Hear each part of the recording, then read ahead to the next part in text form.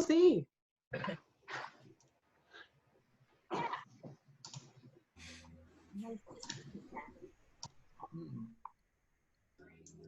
Isabel, long time no see. Hi. Allah.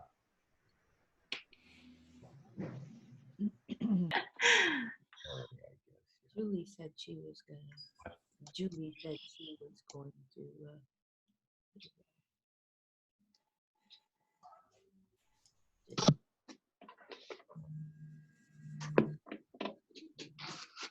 Give it another minute or two to let people join.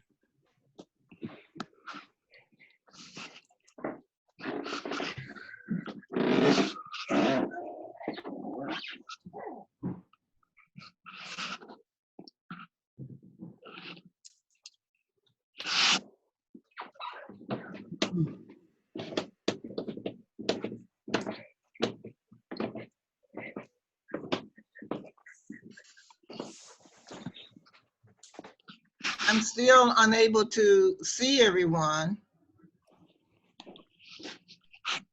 How many people do you see, Marie? If you grab the little, like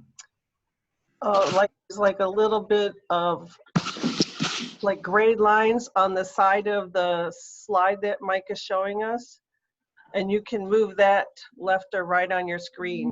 Oh, okay. You won't be able to fit everyone on, but you'll be able to fit a lot more people on. Nobody ever told me that before. Okay. Thank you. We learn something new every day. Yeah, Yes. We all need some Zoom lessons. Well, if this crisis continue, we'll all be experts. Yeah, that's right. yeah. No doubt. Not here yet.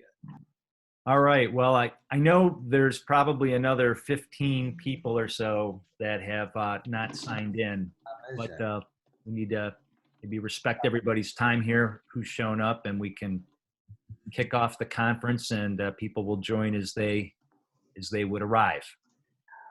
Is that okay with everybody? Sure. Yeah, there's Tom. Sure. Cool. Tom is muted. I'm sorry, who's muted? Tom McTavish. No, Hi, I can unmute, yeah. He's got control. Right now, everybody does. I'm good. Okay. So I'm Mike Gilley with the Chicago Area UU Council, and I want to welcome everybody here. Thank you for taking valuable time out of your Saturday. That goes for the participants, the presenters, and certainly the board members who've been working to orchestrate our event here over the last few weeks. We don't have a real chalice, but we have a virtual chalice. That do you see that? Does it show up on your screen? Okay. Yes. It's good. So I'm lighting our virtual chalice here to start us off. I see where Shannon has just arrived. Just let another person in.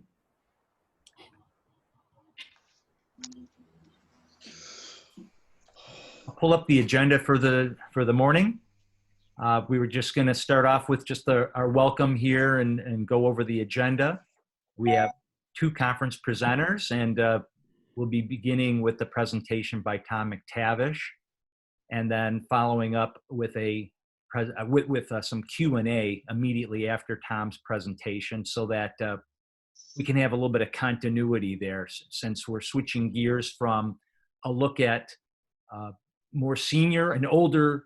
I shouldn't say older. I apologize. I'm one of us now too, but us people that are in the middle years of our lives, later years of our lives, have a different set of needs and transitions than those who are younger adults. And so we have separated the conversation about our middle-aged and older adults from our young adult community. And so we'll be then joined by Reverend Stevie Carmody from the UUA, who will be doing a brief presentation as well, followed by the panelist discussion. And we have our panelists that have joined us here, which we'll go through an introduction at that point, right as the panel's going to kick off, so everybody can let us know where you're coming from and a little bit about who you are. And then at the end of the panel discussion, we'll have a brief break. And at that point, I'll be sorting everybody into breakout rooms. And we have identified the breakout rooms based on your requests, if you put in a request. But of course, most people put in more than one breakout room. So we actually we'll have selected one breakout room for you to go to. If you would like to switch breakout rooms, you'll be able to exit the breakout room on your own. You'll be back in the main meeting, and we'll be able to put you into a different breakout group if you'd like.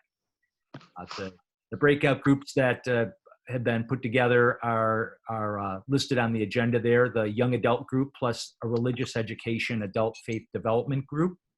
So that will be anybody who has an interest in either of those topics or both of those topics, please plan to join that group. A membership and welcoming group, a social and environmental justice group, a social media and technology group, and then lastly but not least, board and leadership development and stewardship. So welcome you to select where you want to go. The idea with the affinity groups in the past has been that we would have an opportunity for us to gather and reflect on what we learned during the presentations and the panelists Q&As, and to see how can we apply that? How can we take our learnings and find actionable outcomes, things that we think we should do, having learned something about it. And in those breakout groups, we'll be asking notes to be taken so that there could be a report back at the conclusion. So everybody could, even though you didn't get to participate in every breakout group, you'll get to hear what the results were of the discussions. Following that is the end of the official conference. So our plan is to end at noon. But we, as a Chicago Area Unitarian Universalist Council, have an annual meeting that will be meeting here in the same room. So people that would like to continue and are interested in the CAUUC board and specifically what we need to vote on, which is our slate, our budget, and what our plans are for next year. We would welcome everybody to join, and we, of course, always welcome all people to attend any of our meetings as representatives of congregations or of UU communities that you're a part. Okay, pause. Before we launch off, are there any needs or requests that anybody has?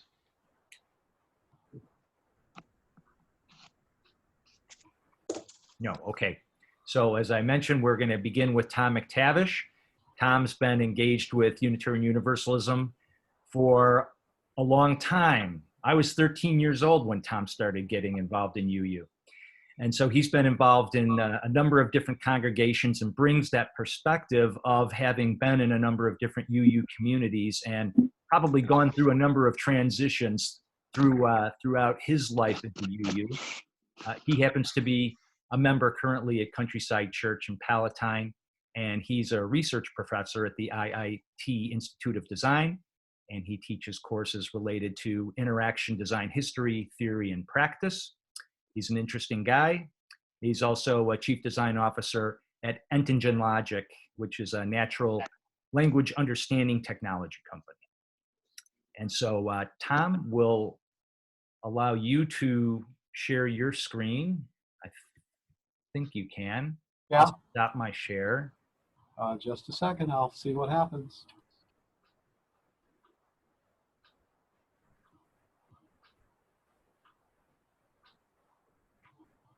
Looks like it's going to work. Yeah, I hope so. Let's see. You're sharing your entirety of your desktop. Yeah, There you go. now you can see the main thing. All right, this is our wonderful building in Palatine for our church.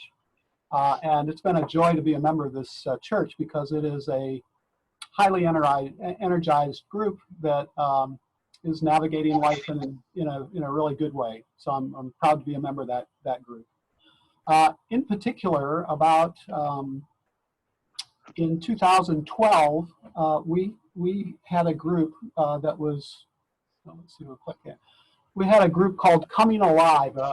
It was a group that Mike Gilly was involved in, Dan Wiseman, Cheryl Skifstad, a few others. And it was to challenge active members of the church to help reinvent the future and really to help actualize us, to activate us, I guess, to create new options. So from that Coming Alive program, there were about 10 of us. I think we were in about 3 different work groups. We had we broke into breakout groups, and we could each set our own, in this workshop, we could each set our own goals. So it was like, hey, you guys are energized members. What would you like the future to look like? Break into groups, discuss among yourselves. So it was that kind of a empowering kind of moment. I was on a team that was comprised of Gloria Kinney. Some of you may know Gloria. She's been a UU member for a long time. Hal Snyder, Krista McTavish, Barbara Griggs, and a few others. We grouped together and we said, you know what, we are looking for a way to expand our church community by doing something different. It seemed to us like most of the group activities were targeted, in a sense, toward the working, the world of people who worked in offices and were not available during the day. And so part of our motivation was, could we create something that was available during the day? Could we define a group that wasn't just an age segmented group or a gender segmented group, which many of our UU communities are in that way, although we have interest ones as well. But we said, let's try to group this in some other kind of way. And let's create a structure that will have some sort of durability over time. So we chatted about those things, and we came up with some goals for our group. And we said, well, let's be a purpose-driven group that would focus on building community and engaging people. Let's make sure it is aligned with our UU principles and our mission.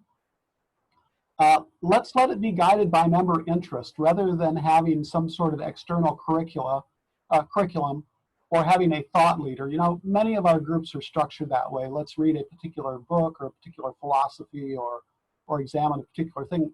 We wanted to be sustainable over a long amount of time. And so we said, well, let's make sure it's interest driven. And let's support, you know, let's focus on community building as an aspect. So there was a lot of focus on what can we do to create mutual support. Let's have a number of experiences rather than just a particular experience. So we said, let's conceive this as not only meetings, but field trips and other kinds of things that would be engaging for people. And let's make sure we have the group involved in co-creating what this group is all about. So what we did is we used what I would call in research a snowball approach. You know, you roll a snowball down the hill to make the base of a snowman, to make a bigger snowball. And we use that as part of our process of discernment. And so here on the right, you can see a picture of a group. We held a series of after church, after coffee hour meetings where we would gather together interested people and break them into tables. This is the table that was trying to create a group focused on arts and crafts, for example. We had another group that was focused on field trips. We had another group that was focused on education. And so we had some nice discussions about that. And the point is, if you're forming a group, you want to engage your community, not as going out and sort of proselytizing to get them to join your community, but get them to be engaged directly in shaping and forming the community. So that was a principle that worked for us pretty well. Over time, we evolved a number of strategies that helped us form this group. First, we said, let's use a structure of a steering committee as a way to get some leaders involved, that we get the wisdom of them, but we also use that to develop leadership and to give us ways to reach out into the community through empowered people. So a steering committee as a principle was an important beginning for us. Also, linking with the existing church structure was important for us. So we had a sponsor from, in our church, we have different ministries as sort of our organizational structure. And so we have a kinship ministry, for instance, a study ministry. We have various ways to enfranchise people. So we made a link to the kinship ministry. And at that time, Dan Wiseman was the liaison for membership and the kinship ministry. So we involved Dan in this process. And of course, he was also one of the sponsors of Coming Alive, so that was an easy connection for us. So we had that liaison to the church staff. We wanted to make sure that people were actively developing as leaders, so we had some ways to empower people to get practice being a leader. We wanted full membership participation, so we made sure we had a big communications campaign. And we wanted to have a structure that people knew how to hook into. So we had every fourth Thursday at 10 o'clock from 10 to 12, we would have a monthly meeting, some kind of program, and a potluck to go along with that. And then we had other meeting activities that I'll mention in a bit. We focused on communications. So at our church, after the service, we have a coffee hour, and so we had a coffee hour table for a number of months that was, hey, here's transitions, here's what we're about, come chat with us. We had bulletin board flyers that we produced. Now this was 7 years ago, so we weren't all digital at that time. We had bulletin board flyers that we pass out and put up on bulletin boards around the community and also within our building. We wrote articles that were in the Countryside Church monthly newsletter. We created a trifold brochure. It's featured over here on the right in this slide. This is the interior contents. And, we tried to show the different kinds of things that we did, presentations, having fun. This is a sing-along that we did, we traditionally do around Christmas time. We've had field trips to different spiritual communities in particular. And we have potluck lunch, and we have breakout groups. So there's a lot going on there. And we also encourage the idea of bring a friend. It was our attempt at kind of in the physical world, viral marketing, which isn't going to work right now at the moment, I guess. But those were kind of the infrastructure things that we wanted to put in place to get going. Also, to our commitment to doing what interests people, we did a formal document that we called an interest finder. It is a one-page Word document that we mailed to people. But it was simply breaking down all the possibilities, structures of what are you interested in. I created that document based on a book that I'd read at the time. Clay Shirky's got a great book about what he calls cognitive surplus, which is how do you harness all the energy in our society that's freed up, because in fact, relative to prior generations, we have a lot of extra time available, even though it doesn't seem like that to maybe on a daily basis. But anyhow, it was like, are you interested? And we listed sample creative outlets or task sharing or experience sharing or knowledge sharing or ways to acknowledge and recognize others. Those are all kind of interesting bracket of strategies that Clay Shirky talked about. How do people get together? And his book was actually about how to leverage this in the digital world. And so it's very applicable to anything you might be doing today. So having interest finders was an important thing. We took that feedback and then we used it to structure some things. And so what we came up with was a whole spectrum of options. As I mentioned, we have our monthly meetings. This is a typical crowd over here on the right, actually listening to George Motto, who's on the line today, talk about medical marijuana. We were very interested in it at the time, and George is a retired endocrinologist, so he had great insights for us at that time. We had special interest groups that partially succeeded and partially failed, and we took that as learning. And I would encourage any of you that are starting a group to be open to failure and how to recover from it. We tried arts and crafts, but we just couldn't get enough people with the same interest, the same craft interest to get together. We tried poetry, and we found out that most of the poets wanted to meet in the evenings or on weekends because they were engaged during the weekday, so it didn't meet our criteria of serving the community that's available during the day. So that had its own path outside of our group. We have a writing group called Memoir Makers that was robust and thrived for about 4 years, I think, and that sort of aged out because everybody had written their memoir. We'd all written our memoirs and we'd shared them with each other, so there wasn't much else to explore. And then we have a very active Great Books group that meets a couple times a month on Wednesday mornings. And then we took a number of field trips. As I mentioned, we went to spiritual communities. So here in Chicago, we, of course, could go see the Baha'i Temple. We went to Woodstock to participate in a Buddhist service. We've been to some of the Indian Hindu temples in the area. And we try to emphasize kind of this combination of reflective, educational, and experiential aspects. What's probably been the most robust part of our program has been our ability to secure really interesting speakers, which is a hard part for any kind of group.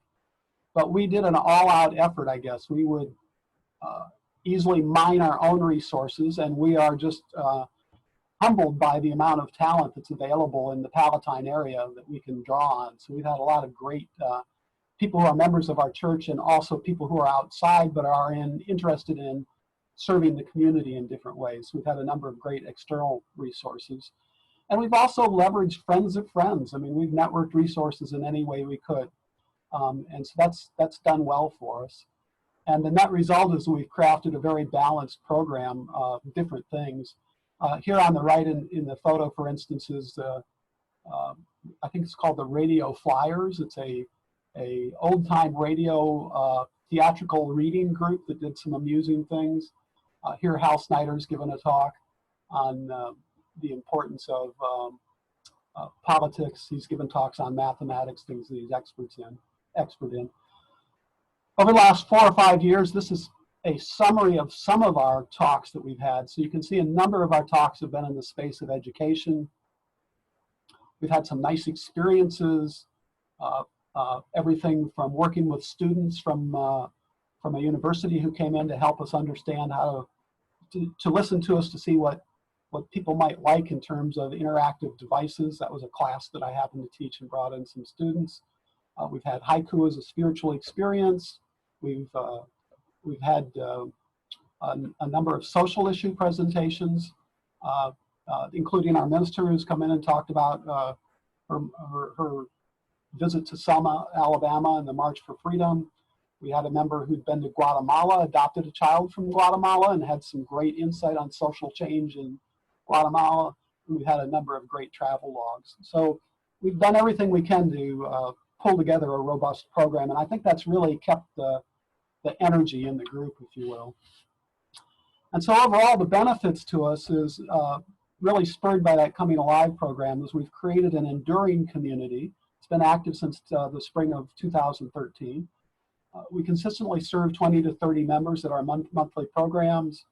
We've created some great memories and relationships. We have attracted new members. That Bring a Friend has really worked as a way to help bring some people out and come join the community. And it's been great skill building for all of us as leaders and as organizers and as socially engaged active members of the community. And I've listed here our steering committee, our current steering committee. You may or may not know some of these folks, but they've done a great job in terms of helping keep this community energized and a vital part now of the Countryside Church community. And so, yeah, it's been a great time. So that's the talk I had for today. I'm happy to chat about any questions or anything related to it. If anybody does have questions for Tom, you could certainly enter them into the chat for everybody, or which I should have mentioned earlier, so that during Tom's talk, if you had a question, you could have probably put one out there. But it's not too late, so please feel free to engage that way. Also, if there's if somebody's dialed in by phone, feel free to vocalize your question. You could do that as well.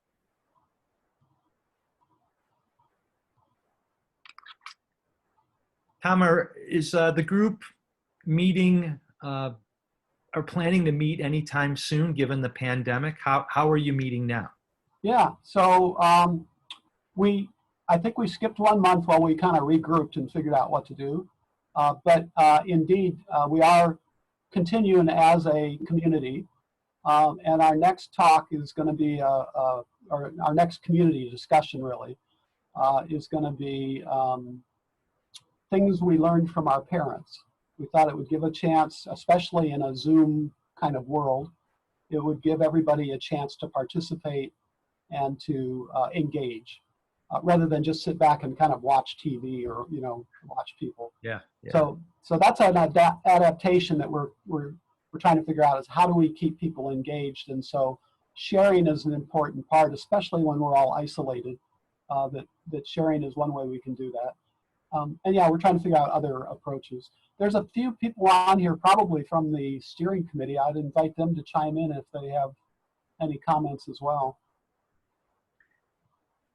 George, you're on mute, so you got to. Well,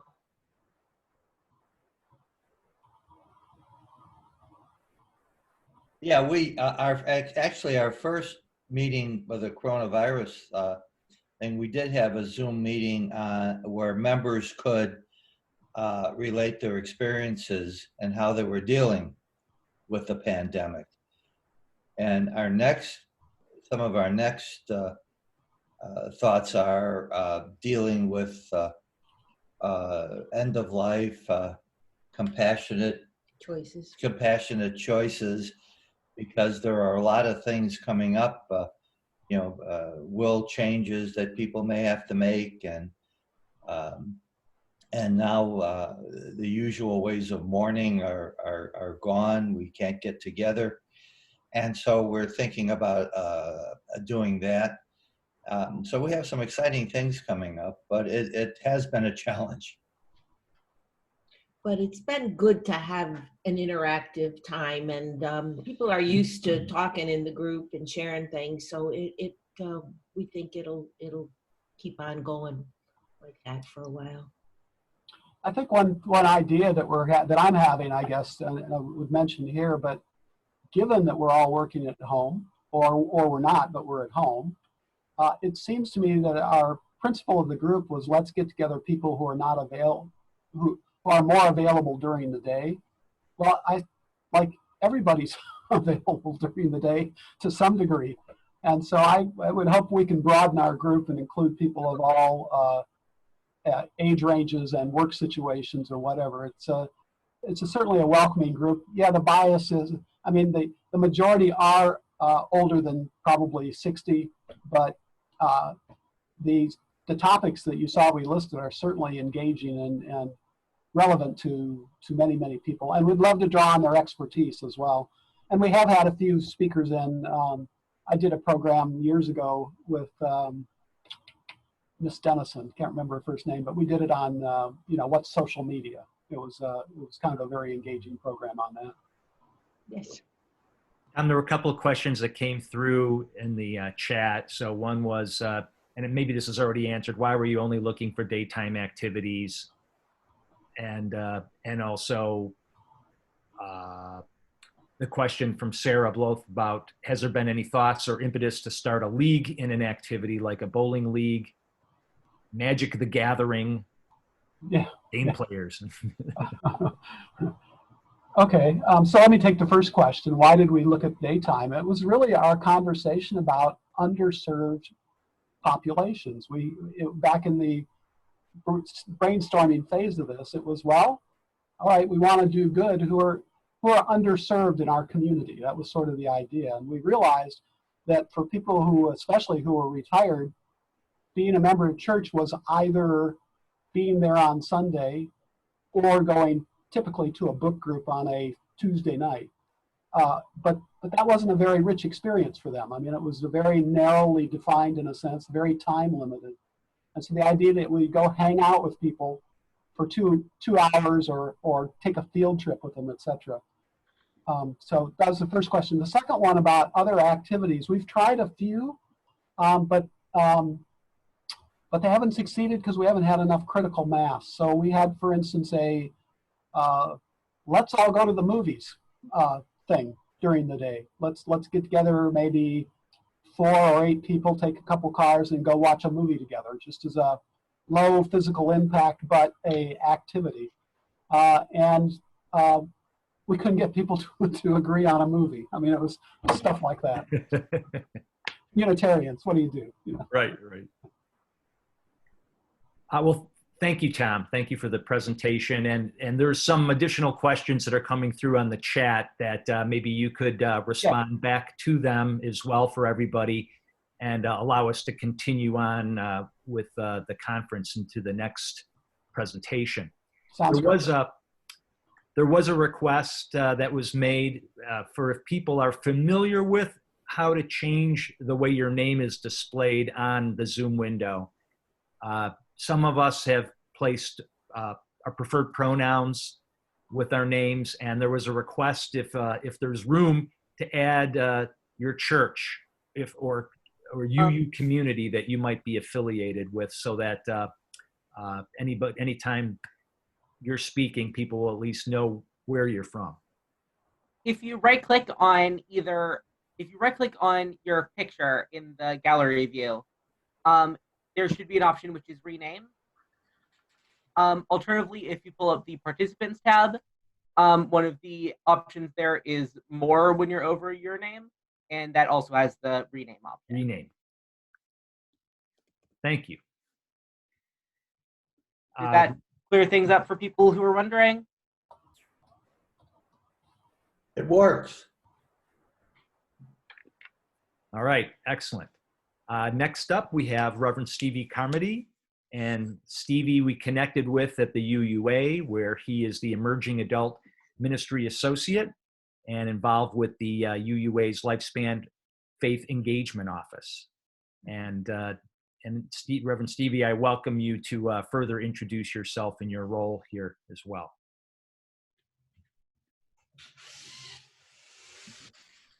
Thank you so much. I'm really glad to be here, and I'm grateful for the invitation from Mike.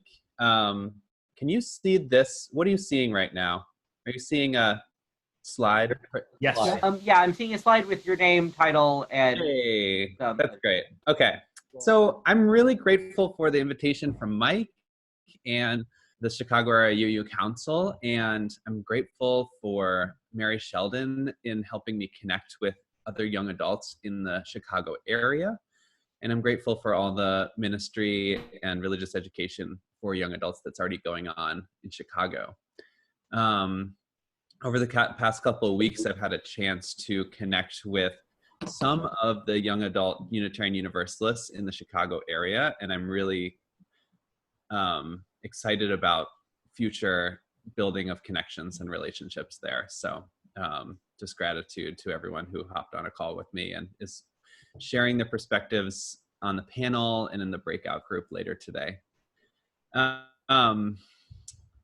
So I came to Unitarian Universalism when I was a young person, when I was in middle school, and I was leaving behind another tradition, and I found Unitarian Universalism as a place that was affirming to my identity, and I saw its deep investment in how it took people very seriously as young people.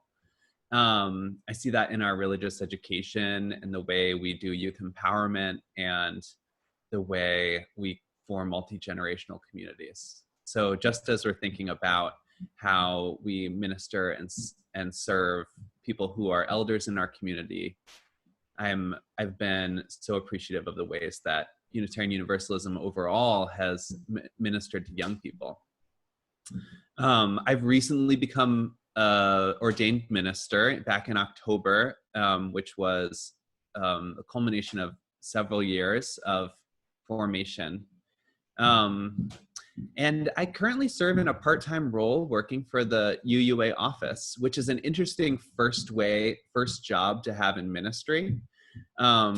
So sort of leaving a congregational setting where I've worked with young adult groups and with youth groups, and now stepping into this role where I wrote a little mission statement for myself, which is to connect and support and resource 18 to 24-year-old Unitarian Universalists and those who love and minister to them. So that's sort of where I fit into the ecosystem of young adult ministry right now.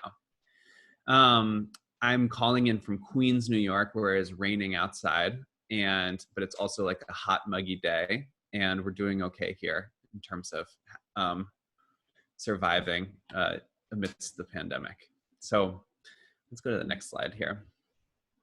I'm going to put up this slide, and I want to invite you in the chat. I'll try to keep an eye on the chat. But I wonder if you could share in the chat the name of a person or a community that helped you feel connected as a young person. So whatever life stage you are, what was in that, as we're sort of thinking about young adulthood, who are the people and communities that helped us feel connected spiritually? And recognizing that that could be a congregation, or that could be a support group, or that could be a friend. But just getting these names in here and bringing in the cloud of support in when we think about multi-generational ministry. I mentioned that my job title is Emerging Adult Ministry Associate, and that is a phrase that is not too old in terms of, it's about 20 years old. And it comes out of research around by someone named Jeffrey Arnett, who's a psychologist, and sort of identifying the unique character of the life stage that is 18 to 24-year-old in our context.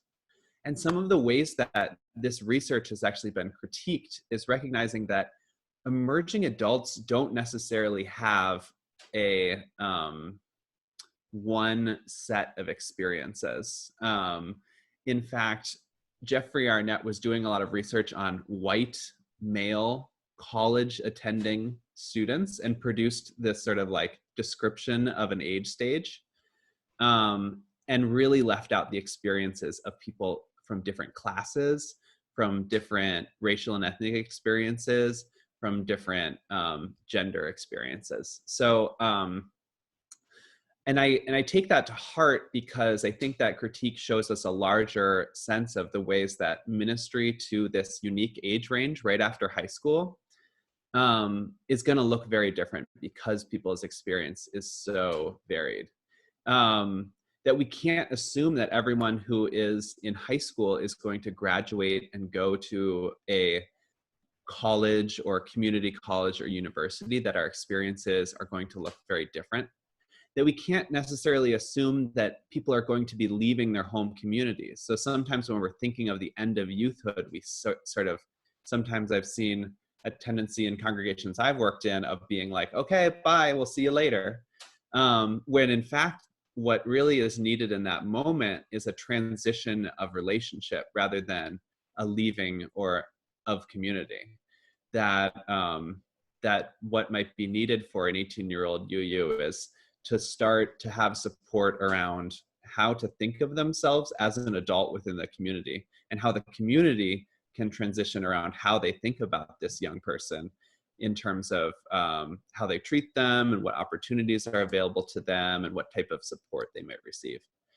And I bet that, and as I'm seeing some of the names of the people and communities that you felt that helped you feel connected to in young adulthood, I bet that there's some sense that that some of these communities might have been transitional and transitive. When I plot out what my period of life was from 18 to 24-year-old, I was associated with like 4 different like communities or institutions. I was going through different relationships in my life. I was living in 4 different places. And so the sense of like how we think of young adulthood needs to be informed by this reality that young adults is a place where transitions are happening, and not to say, oh, this person is only going to be here for a year or 2 before they move on.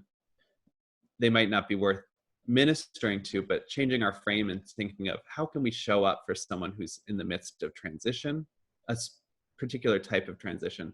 How can we show them welcome and a little bit of a spiritual home base? I'm going to go to the next slide. When I think about ministry in general, I usually think about 3 different things. And this is something that was informed by a friend of mine who does young adult ministry named Tyler Coles. And they sort of outlined that there's sort of 3 components to thinking about ministry that I just want to hold in my head as I sort of present thinking about how we might do young adult ministry, which is that there has to first be a some sense of community connection and support. And so this, in part, this might mean that young people want to be with other young people to share a set of similar experiences.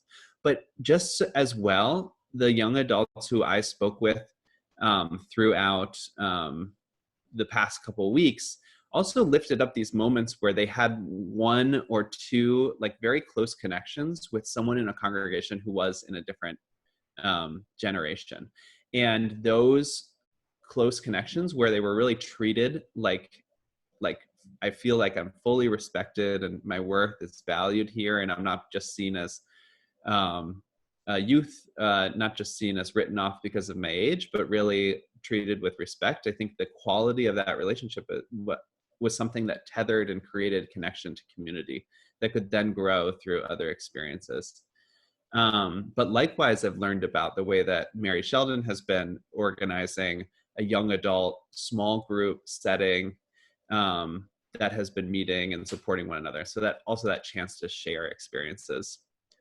I talk about spiritual deepening and growth when I think about ministry. And I think one thing that I've heard young adults wrestling with in this period of time is like,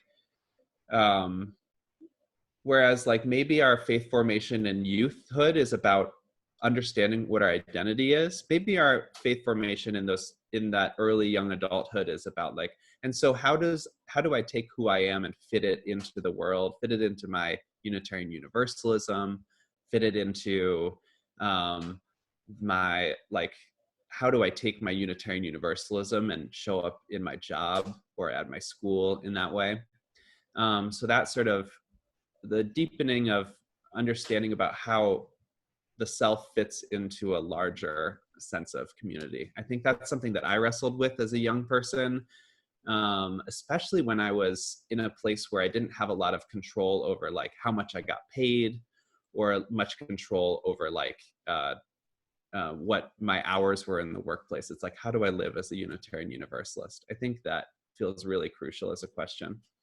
And the last thing is that like this world needs our love and care right now. And some places where I think about the vital ministry to young people and with young people, it comes out on the streets, or maybe not on the streets, but in how we live out our values publicly. And I think that that can be a point of connection for young people to Unitarian Universalist communities. But it also can mean that our Unitarian Universalist communities are places where we reflect and connect with others who share our values in the way we want to live into a world differently. The last thing I'll say before we turn to other young adults in the Chicago area, I agree with you, Reverend Eileen, completely. And that's where I put the parentheticals, that Reverend Eileen was lifting up. I would say these are essential components to all ministry in the UU Church. And I totally agree with that. And so the last thing I'll say is that I think there's a lot of opportunities for different parts of congregations to show up for young adult ministry and to support and connect. And some of the ways that I see this happening is that if the congregational leadership makes a decision about how it wants to resource religious education staff and ministry staff, that part of that conversation is about how much of that staff time is dedicated to serving young adults specifically, whether it be a minister coming to visit with the group of young adults once a month or something like that, or whether there's a dedicated staff person that's supporting young adult ministry or campus ministry. I've seen the success of that in a congregation I served down in San Diego in terms of when they did have dedicated part-time young adult ministry and campus ministry staff, those communities really blossomed. And I think that my thinking on that is, I know it's a big investment of resources, but it creates a sense of continuity that's so important to ministry to young people as they're going through transitions. To have someone who's sort of like holding the thread together seems like really crucial. I think about the ways that one of our big resources as congregations is that we have amazing spaces that are sometimes being used. And this is a pre-COVID thought, I readily admit. But the way that one of our assets is like the space that we use. So like when we're having young adults joining our communities or continuing on in our communities, do they feel empowered to like ask to check out a room so that they can host a group for their small group spiritual group? Or do they feel empowered to reach out to a congregation if they want to hold what's called a like a conference at the congregation. So I think there's room for thinking about how even our building maintenance crew and committee can fit into young adult ministry. There's opportunity. I don't want to lift up just a couple of the things here. Thinking about how a board in the budget it builds, but also in how our congregational members might support regional networks of young adults, both young adults who gather themselves, but then also young adults who might be connected to the Midwest Leadership School, or young adults who might be connected to camps and conference centers that sometimes become a site for young adult community continuity. How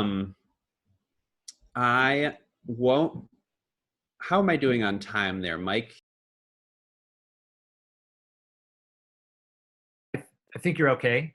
Sorry, it was muted. I think you're okay. Oh, excellent. All right, I'll mention just one or two things and then we will have some panel discussion. Great. I have been very heartened to, I think I want to speak just for a moment about alternative worship times and styles. And I think that this is a tricky thing because of how there are many different groups of people who determine what worship looks like on a Sunday. Both our congregational members and our ministers and our religious educators. It's a real shared project. So me coming in as a UUA staff person and being like, change up your worship themes to make it more welcoming to young adults is not like my line of inquiry. But I think that there's a recognition that our worship in youth spaces, often in Unitarian Universalism, the worship is participatory. It's often in a circle. It often involves deeper sharing. It often involves like song-led and simple songs. It has a different characteristic than what I've experienced typically in a congregation on a Sunday morning. And so there's a recognition that both how young adults who were raised Unitarian Universalism might be coming into a congregational setting is that they might need support and help around how to engage in worship that looks differently.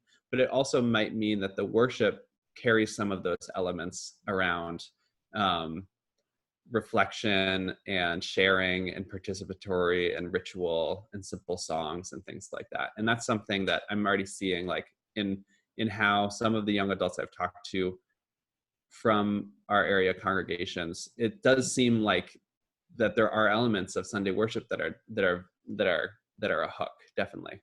And one thing is a colleague who came before me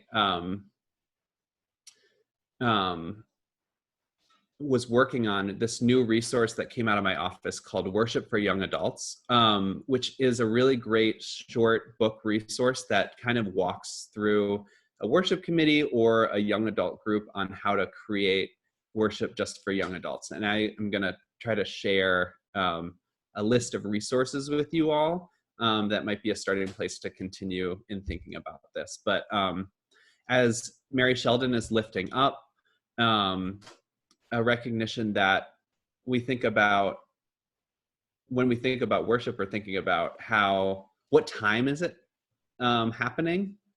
And how is that working for our different members? Just as we were thinking about who's meeting during the day in terms of thinking about support for our ministry to older adults, and then what the worship looks like, and just keeping those questions in mind. And I think there's more support and resources around that. And the last thing is, the one last thing I want to lift up is around leadership development, that these young adult small groups can be places for young adults to feel connected to a congregation and feel supported, but it's also a place that might be an easy first entry into other experience and taking responsibility in a congregation. So whether that's helping out in religious education or joining a committee around social witness or social justice, there's really a lot of opportunities for leadership development to be engaged with young people and to really hold the thread of their leadership development. My internship was in San Diego, and just elected to the board of trustees as the president of the board was Rhiannon Smith, who is a young adult woman of color who came up through the leadership development that that when they were investing in young adult ministry allowed that to happen. So it's just like seeing those stories, and even if they're anecdotally, it's just like real heartening to me to see how we can make our leadership of congregational leadership truly multi-generational. Those are all the things I have on slides. The next thing I'm going to do is post a link to a little Google Doc where I was assembling a few resources that might be good to for further learning but the other thing is I want to invite our 5 panelists, Lane, Gray, Forrest Marie, Isabel, and Natalie, to join me in a little bit of a conversation. And let's do a round robin first. I'm pausing for a second because did I miss any questions in the chat while I had the presentation open? Okay, thank you. So I want to invite our panelists into conversation over the next like half hour, and then we'll take a little break. But I would ask you to introduce yourself and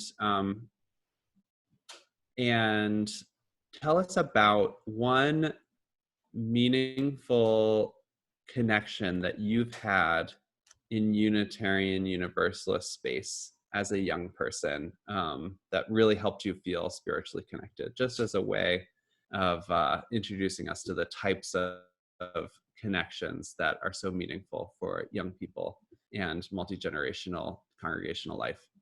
Can I invite Lane, and then we'll go around. Hi, can you hear me?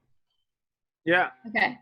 Hi, so I'm Lane Diamant. I'm from Evanston. So my home congregation is the Unitarian Church of Evanston, which my family has been attending since I was a baby.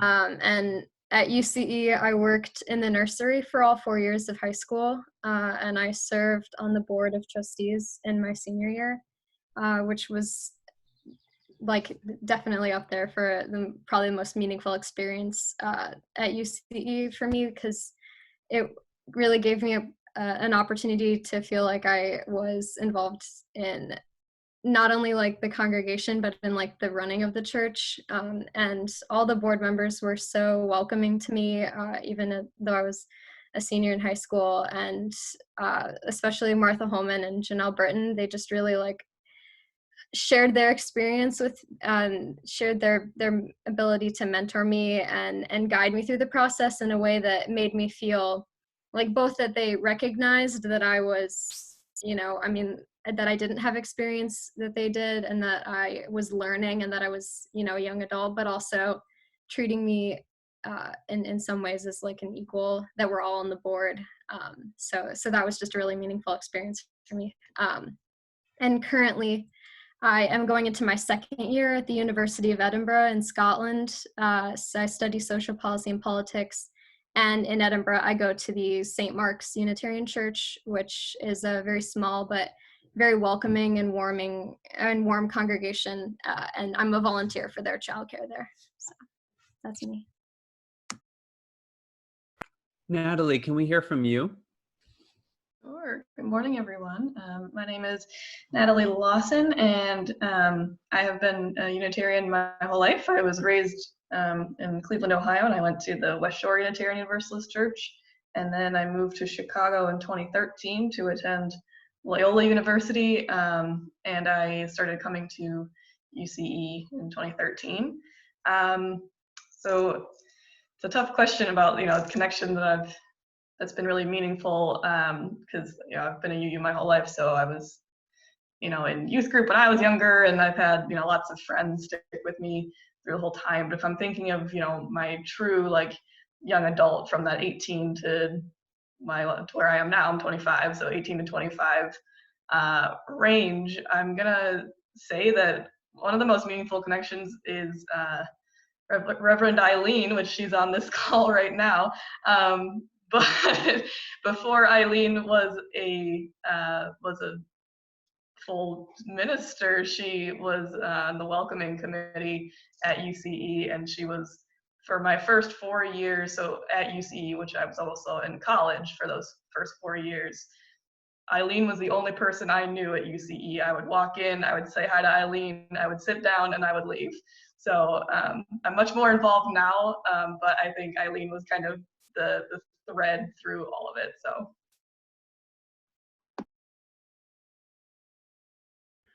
Thank you so much, Natalie. Can I invite Gray to speak next? Hi, I am Gray Wiviat. I use they, them pronouns.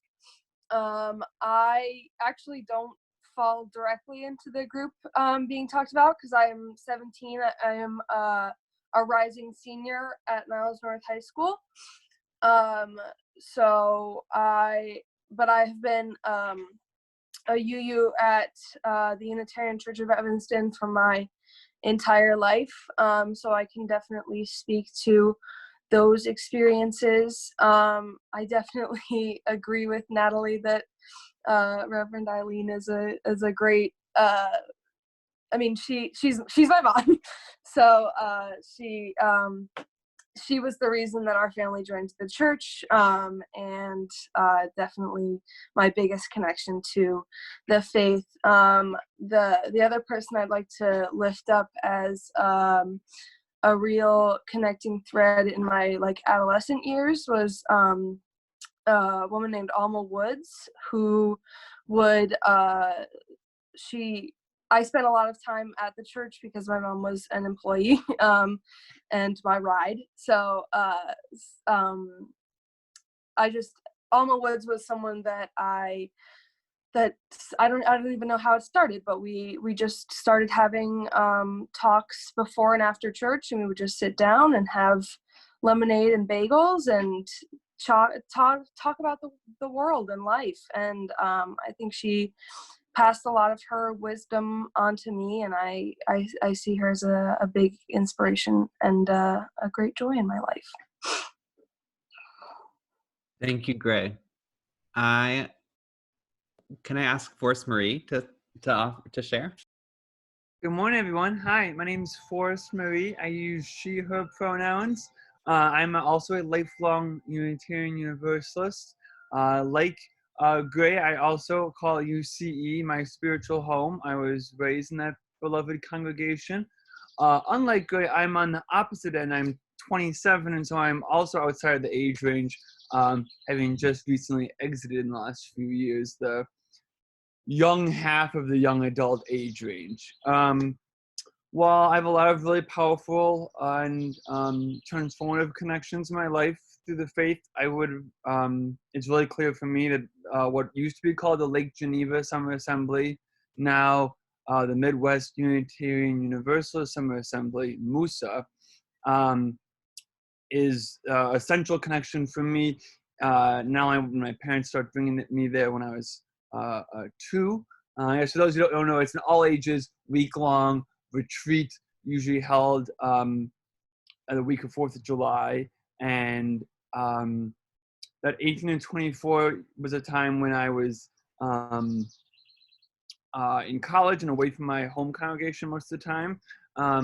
But the friends and bonds and mentorships that I had made every year at camp gave me the wisdom to make really good, hard choices during that 18 to 25, 24 year range that otherwise I would not have been equipped to make good decisions in.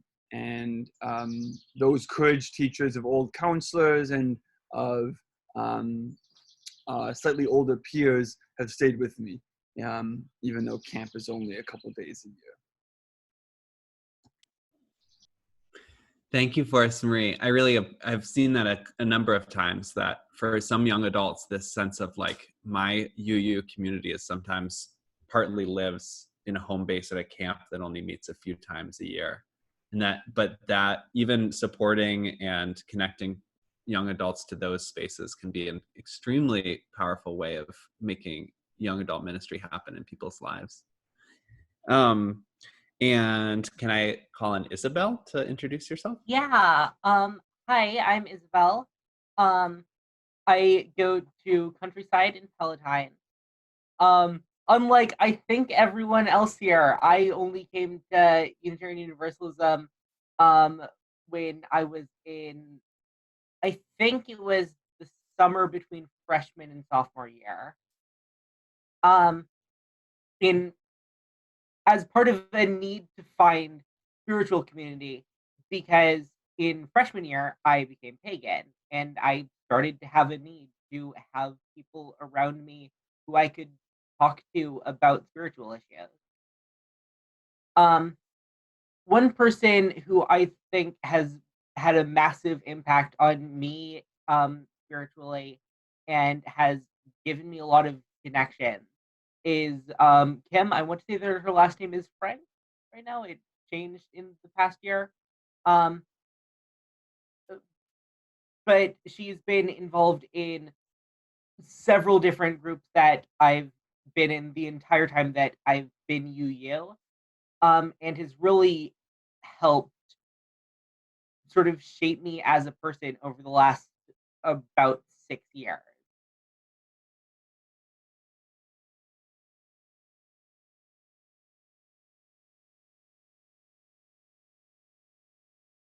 Am I missing any of the questions? No, thank you very much. Okay. There's just a silence. So I was like, I was sorry. Yeah, I was just no worries, no worries. So just like lifting up the fact that we heard that significant connections are part of that ministry were happening like in volunteer and community, with community members and on committees that you served with. It happened from someone who was on the welcoming committee, someone who just in hanging out before and after worship at like camps and leadership schools and in small groups, spiritual affinity groups. Like, so it's happening in a lot of different places. And I think that's significant to lift up the way it's that ministering to young adulthood can really happen in so many different contexts.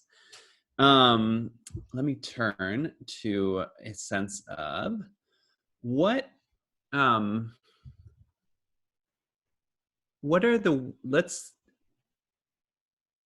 I want to ask the panelists, what are the ways you get spiritually fed?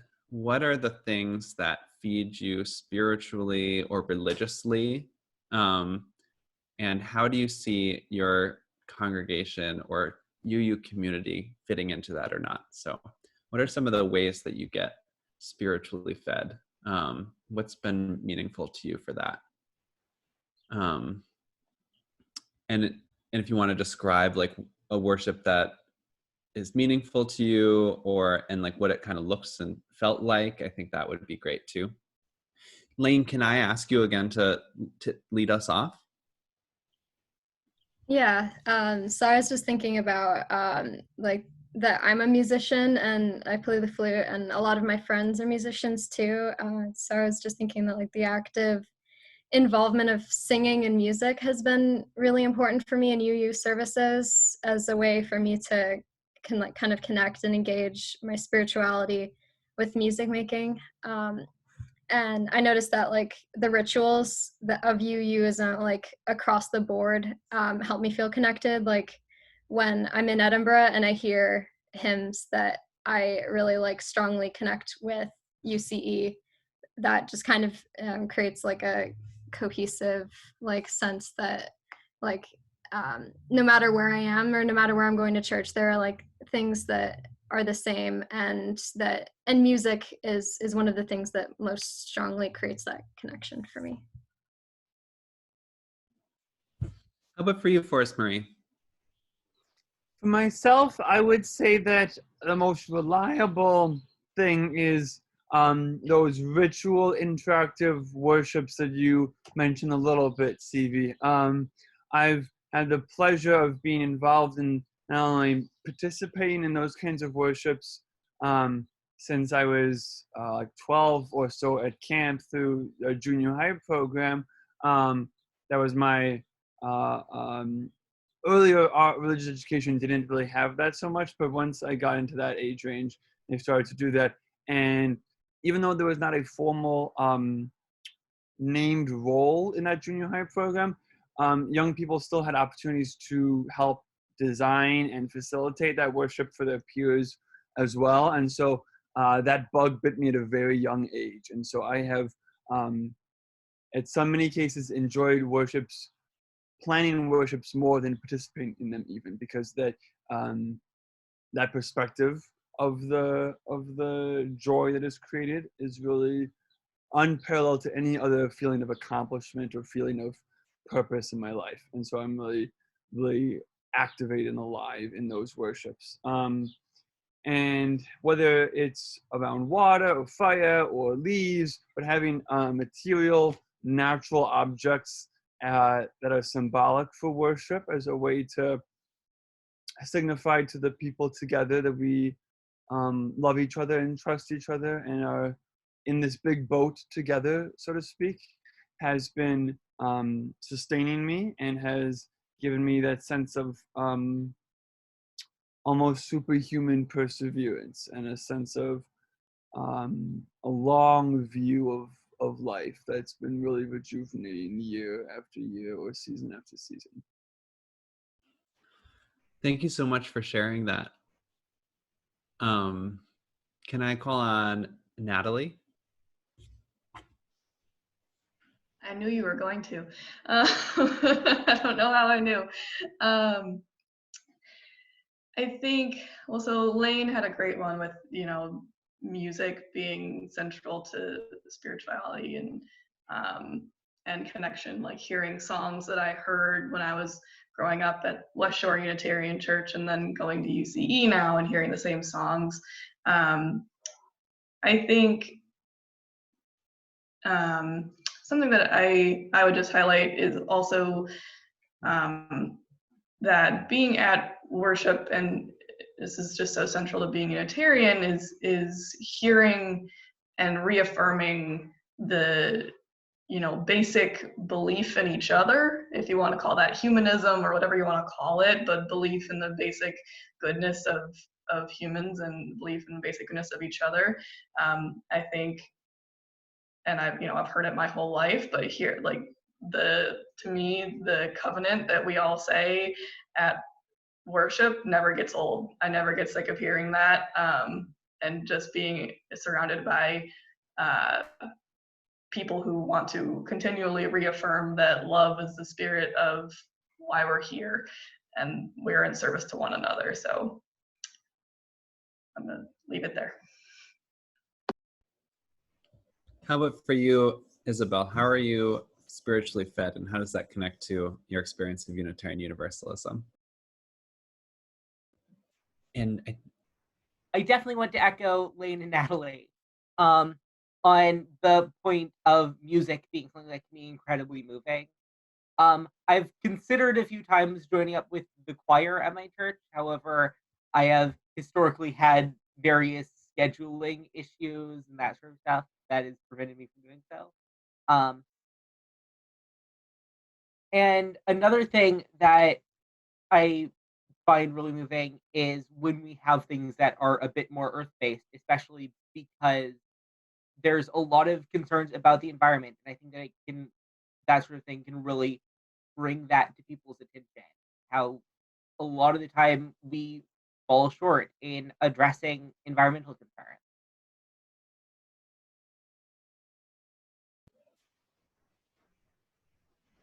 thank you, Isabel. I want to double underline that the ways that working for climate justice right now feels like as much of a ministry to young people and the younger generations as it is an urgent call of this moment right now. So I'm curious about what and how that looks like in the Chicago area.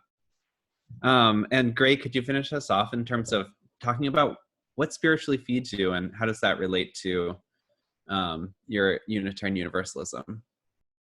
I definitely agree with like for other people. Music is a huge thing for me. I've played music since I was very, very young. And I also, I just find a lot of comfort in ritual and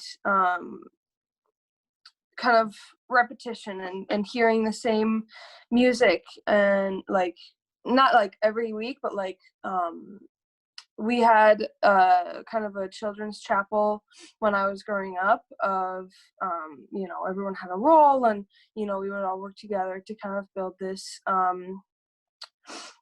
this little church that was for pretty much just families. And so when I hear like hymns that were really often used in that small little church in a different room, it really brings me back to there, and the covenant, and just certain things that have been with me throughout my entire spiritual life. When I hear them again, that's a very, very spiritual thing for me.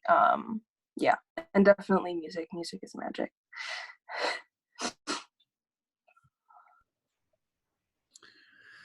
I just had a moment where I came to realizing what's happening, which is that there's a group of Unitarian Universalists of all different generations who are sitting and taking time and paying attention to what young adult ministry might look like and need. And I just want to affirm the value of this moment. It hit me, and I wanted to share that into the world, that this is something that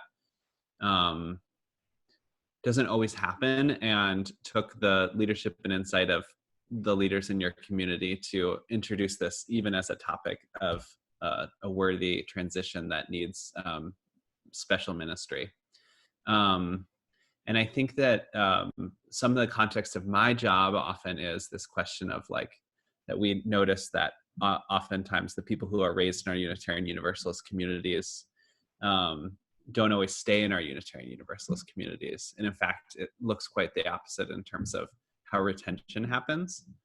And I wonder if our panelists have sort of insight into this. As people who have stayed connected, and we're hearing from you what are the valuable connections and how you get them, and how you're spiritually fed in Unitarian Universalism. But I wonder if there's ways that our Unitarian Universalist communities could grow and stretch. Like, what are the asks? If you have a group of people who are here with us, who are representatives of church boards and ministers and religious educators and volunteer committee members and congregants, like, what are the ways that we might grow and stretch into creating those truly multi-generational communities, and to creating specific supports around the needs of young adults? And can I ask Forrest Marie to go first? Yeah, so I was thinking about this when I was talking with some of my other young adult UUs, but who are mostly past the emerging adult line we're all discovering tonight or this morning. And thinking about how many of us are very religiously attending Musa every year, despite expensive plane travel or long car rides, and for young adults, you know, somewhat high registration fees for young adult income in this economy. And we stay in touch throughout the year and know about each other's lives. It's not like we're catching up once a year. We're really engaged with each other. But none of us go to the same congregation, and many of us don't go to any congregation at all. How is that kind of commitment possible when there's so little institutional upkeep supporting them?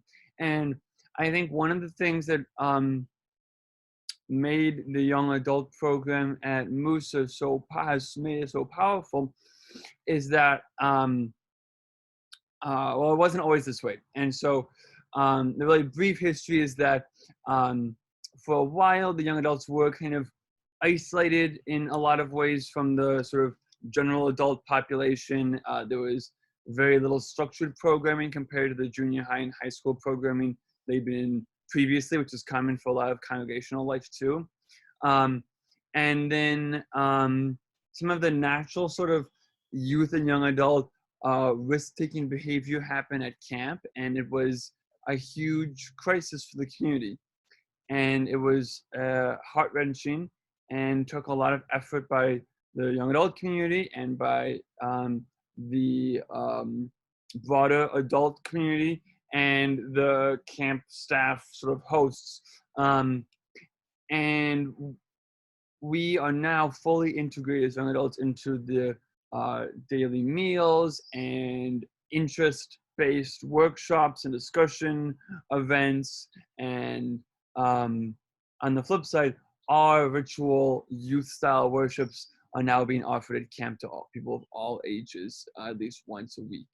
And I think one lesson I get here is that by having a real legitimate conflict brought us to face each other in a soulful way and allowed us to genuinely bond as equals in a way that didn't have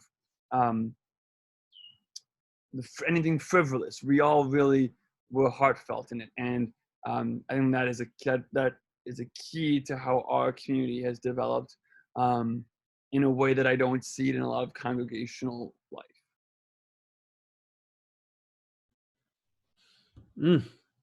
I want to affirm that just a faithful response to conflict is so crucial to strong community. And I'm so glad that happened. And I've seen a lot of conflict sometimes in young adult ministry for different reasons. And it is part of it, but how we respond to conflict and hold it, minister to it is really crucial. Thanks for naming that. Yeah, and I would even just say, and not that I would suggest you make up a conflict in your own home congregation, but we didn't at the camp. We did not really have the first formal young adult programming were worships that weren't really happening before, that we started doing again as young adults. Picking up our old high school sort of ritual styles to deal with that conflict, that crisis that week. And while I love the Unitarian, let's take different topics and explore them and kind of be a little laissez-faire, having something that felt urgent, that felt like this is going to change my life tomorrow, was really compelling. Beautiful. I'm seeing some other questions in the chat. So from Shannon, there's a question of, in your experience, what is one way traditional congregations have opened/changed the way they have community to create space for young adults? I have experience with that, but other people might as well in this on this panel. And Mary Sheldon is asking us in the chat, and this is, I think, a question directed to the panelists in terms of what's translatable in your experience of staying connected to congregations and regional groups like CAUUC, and how can organizations support stickiness from young adults? So I'm going to take my cue from Natalie unmuting to call on Natalie. So just a little, I think this might kind of play into several of the questions. So just kind of want to share a little bit of just a couple minutes, like lessons learned at UCE from trying to start a young adult covenant group and then it falling apart and then starting it again. So Mary Sheldon is amazing, and she helped, she called on me and several others. We had, this was in the fall of 2018, to create a young adult covenant group, and we got off to a rip-roaring start. We had, like I said, 12 continuous people showing up for, I think it was like 3 or 4 months in the fall of 2018, and then unfortunately, after it came back from the December holidays, we saw our participation drop we had a lot of people had different scheduling conflicts. People just kind of stopped being responsive to anything. Our group only was ever a consistent like 5 people after that, and then by the time, so this was in the spring of 2019, the group just kind of dissolved over the summer. And then, so yeah, the group didn't exist in the summer. And then in the winter time, this past winter, Reverend Eileen came to me and asked, about kind of what happened and like, what can we do to help revive the group? Because I think it's a really important group. And so I think some of the lessons learned for that, well, and so we had a meeting, and Forrest Marie was there. We had a meeting with Reverend Eileen and Reverend Karen at church and talked about, what we want from the group, and kind of did some really thoughtful discussion about how, if we're going to restart this group, what do we want that to look like? And we did get restarted, but then COVID happened. But so we haven't met in the same capacity we had planned on, but I think there are a few lessons learned from even just getting it off the ground again. And the first, I think, is just lowering the threshold for participation. So I think one of our issues in the first iteration was that we had meetings on Mondays after work. So everyone was coming from work or grad school or whatever it was, and we were tired and it was one more thing to do. I think, so when we started this next iteration, we decided to have the group meet, it's just once a month, immediately after the church service on Sundays. So you're already there. We're lowering the threshold for participation, that, it's just, we can just stay a little longer at church once a month, and that's much easier than having another commitment. It's not that people didn't want to commit, it's that we're already, people are trying to build their lives as 20-somethings or whatnot, trying to pay rent and then start a career and go to grad school maybe, and all these things. So lowering the threshold for participation, I think, was a good start. And then we also talked about having some more more oversight of the group. So having like Reverend Eileen or Kathy Underwood come and join the group like once a quarter, like every few months, have someone stop by and kind of maybe take a little bit of pressure off of us. Take the pressure off of us, like it's still our group, but we don't have to come up with something to do and talk about and lead and whatnot every single time. Like we are still ourselves young and searching for who we are and building who we are. So having still some more adult oversight over time. And then also the last thing that we decided to do in this new iteration, which has kind of been derailed by COVID, is we were thinking about different ways to make the group a little bit more exciting. So I think we kind of got into like a very stale routine in the first iteration. That in the second iteration, our plan was to, sometimes we'd have a discussion group, and next month, let's just go out to lunch. Don't have to have a discussion, let's just go out to lunch together and build that community. So I think those were my 3 lessons learned, if you will, is lowering the threshold for participation to make it easier because we're all busy. Have some sort of consistent but not every time oversight from church leaders, like I said, once a quarter or maybe twice a year, and then also varying what we do every time. So it's interesting, and we can get to know each other in different ways. Like one time it's in group, and the other time is just going out to lunch. Another time maybe we'll play Dungeons and Dragons, or who knows, just play a game just to make the group engaging.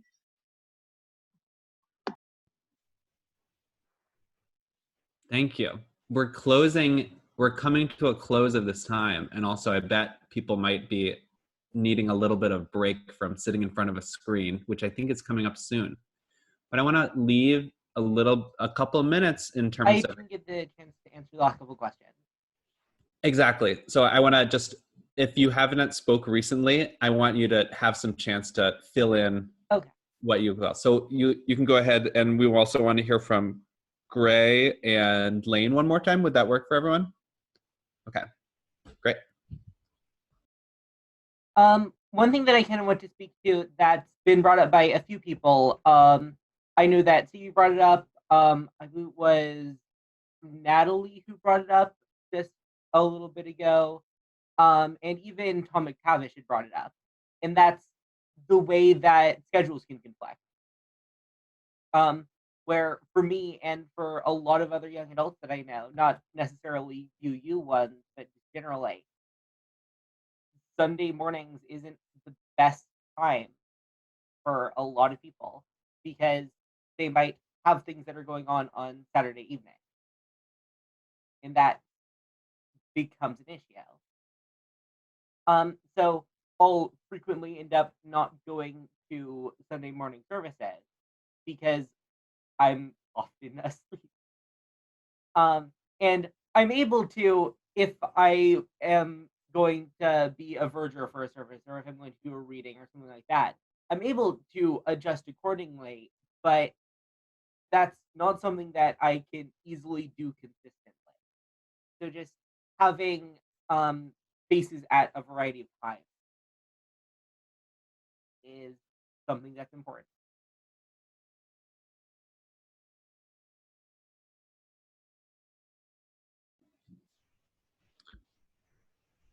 Gray, what do you want to add? I think in a lot of manners, I don't know how much my experiences are shared with like throughout kind of transitioning high schoolers, because my kind of life goal is I plan to go to college downstate and move back to this community, and this is where I want to build my life. And on top of that, just my my background is as a preacher's kid. Like I don't think I will ever, even if whether I'm attending services or not, I will always consider myself a Unitarian Universalist. But I definitely think when I leave for college and come back, I think the capacities in which I will be involved in the church will change. And so like that's kind of nerve-wracking. And I think that some support of like, you know, we like, if you've never seen me do this particular group or this particular, like, to kind of lift that up as, you know, I'm trying new things. But I think that like, I don't know. I mean, like, that's the thing is I can't do a lot of like retrospective or like this was helpful because I don't know yet. But I think just a big thing for me personally is just being open and ready to see me try new things and embrace that. I think that's all I got. Yeah, I really want to affirm those like webs of connection that can happen post high school. So as we sort of plan for the people who are at the end of their high school lives, sort of planning to go out, like how are we thinking about, are we bringing young adults back to have like a youth group union? Are we sending care packages? Are we maintaining more informal connections that you know, just every so often those linkages mean something, and they can be a tether in a otherwise very tumultuous set of transitions that might happen in this age range. And lastly, Lane, do you want to close us out with some final thoughts? Yeah, so I was just thinking that like as a college student and where I go to school like far away from Evanston, I do find it difficult to stay connected to UCE. So as much as I'm hesitant to say that like Zoom is the way to go, since in-person meeting is, you know, so much better, but I think that I've been surprised how nice it is to stay connected with UCE during the pandemic, even if it's just attending the virtual services, that like being able to stay connected virtually might be something that could continue even when the pandemic is over, to allow like people who have various circumstances to keep participating in some way, even if it's just like a virtual group. Because I think that like, you know, as college students all go to our different places, like I can't really participate in UCE, but I know that we're all going to be like eager to go back to in person once we don't have to use Zoom. And then the other thing that I just wanted to say is that like having a parent who is UU has been such a privilege for me. Like my moms are probably the most important connection to UU faith that I have in my life. Like my moms are always keeping me, like they ask me about services when I go, in Edinburgh. They are, when I have a crisis in my life, they're like, how can we think about how our UU principles can apply to this? So like, I think that, and just think that that's a real privilege when it comes to like maintaining my UU faith. So I think that like maybe some kind of like that a mentor is really important, an older person who can kind of show you the ropes in UU and keep you honest. And so I think that for young people who are joining UU churches for the first time, like having a mentor like that, like having like perhaps the minister could, like have an active role in like pairing up people. I think that would be really important, because I know that it's been really important in my life. Yeah. Well, I want to say thank you to each of our panelists. I want to say thank you to everyone who is here as a participant and the lively chat that's been going on. And I want to appreciate these insights in helping us more deeply understand what young adult ministry looks like in times of transition. And I hope that this is informative to how we approach all the decisions we make in terms of congregations.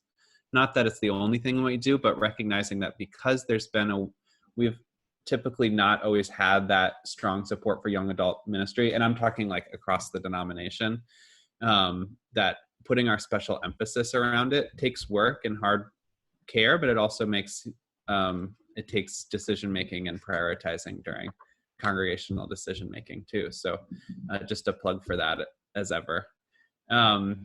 It's been really nice to be with you all, and we're going to have a small group about young adult ministry to continue this conversation later, but I'm going to pass it to Mike. And I think I don't want to I'm imagining there's a break at this moment. Yes, we're going to take a 5-minute break, and during that 5-minute break, I'm going to be not on break, where I'll be individually putting each of you into the breakout rooms that you had requested, or that we could best fit you into if you hadn't made any request at all, or you made multiple requests. So thank you everyone for your great presentations and wonderful sharings among the panelists with all of us that are here. We greatly appreciate learning about these transitions, and becoming more aware of them, I think, can help us all to do a better job and be more intentional on how we can create a better future for Unitarian Universalism that holds all of our members throughout their life, not just until some point where they break off from our wonderful communities. So thank you. So we'll be back in a few minutes. I'll keep the chat line open. And again, if somebody gets placed into a room and you wish to be part of a different group, you can come back to the main room, where I'll be still leaving the window open and accommodate your changes here to a different breakout session. Thank you. I'll see you in about 5 minutes.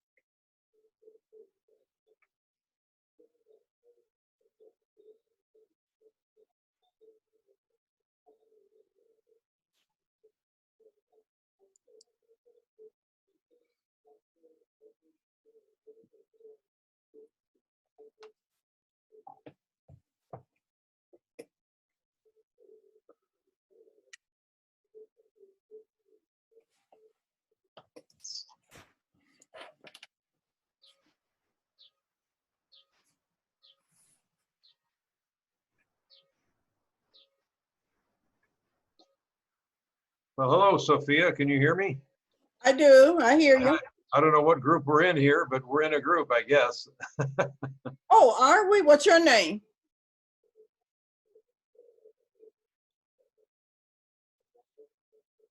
What group? Hello, this is Stephen. Okay. Am I in a group with you, Stephen? Is this a breakout group? I'm pretty sure it is. But, Not yet, Stephen. It's about to happen. okay.